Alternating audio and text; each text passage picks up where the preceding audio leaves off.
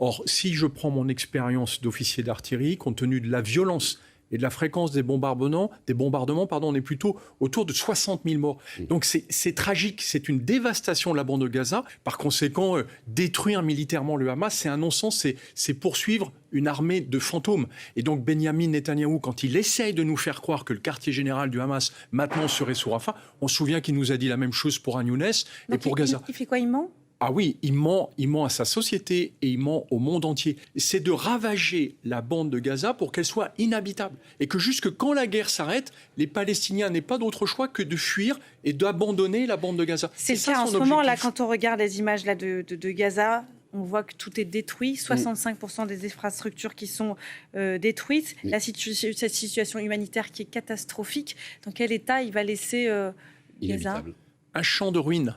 En fait, il va laisser un champ de ruines dans lequel aucun être humain ne pourra décemment se dire « je vais vivre les prochaines années au milieu de ces décombres et de ces cendres ».